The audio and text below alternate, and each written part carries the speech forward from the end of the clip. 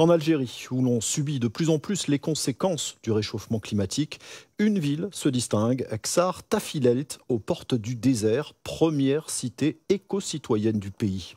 Là-bas, depuis des années, on s'appuie à la fois sur le savoir-faire traditionnel et sur les techniques modernes pour lutter contre la chaleur. Et tout cela en limitant au maximum la consommation d'énergie. Un reportage signé Sabri Taleb.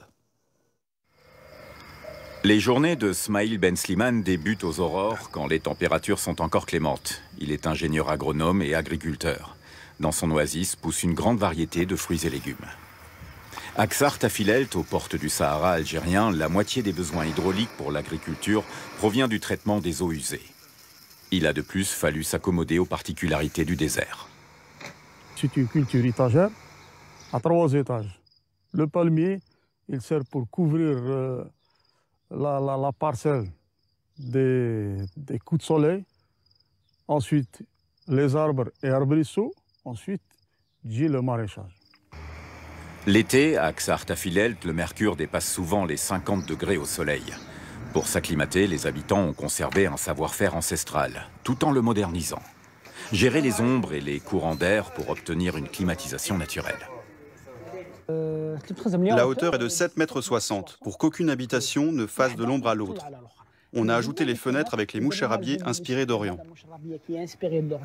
On est dans une région calcaire. Les murs sont de la roche. On a utilisé la chaux pour le crépissage, le plâtre, timshemt. Tout ça, c'est des matériaux, premièrement. Ils sont sur place, donc ils reviennent moins chers. Deuxièmement, ils ont des propriétés d'isolation thermique et phonique. Aux heures les plus chaudes, c'est chez lui que Smaïl Ben Slimane trouve un brin de fraîcheur. La température y est bien moins élevée qu'à l'extérieur. Grande pièce, cour ombragée, système d'aération efficace et exposition au vent dominant permettent une circulation efficace de l'air. Les maisons sont rapprochées. Un dôme, les murs mitoyens. 1. 2. L'orientation vers l'est. 3. Un jardin de proximité qui est pas loin de 300 mètres. Sur ce sol aride, la population a créé une forêt pour sensibiliser les plus jeunes à leur environnement, mais surtout pour lutter contre la chaleur tout en protégeant la ville des vents de sable du désert. Les 6000 habitants s'engagent quant à eux à entretenir cet espace. Chaque citoyen a le droit à planter un palmier, c'est-à-dire un palmier, un arbre fruitier et un arbre d'ornement.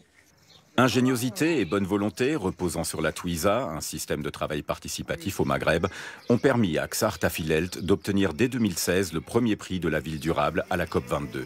Une reconnaissance d'autant plus remarquable dans une région où l'éco-citoyenneté en est à ses balbutiements.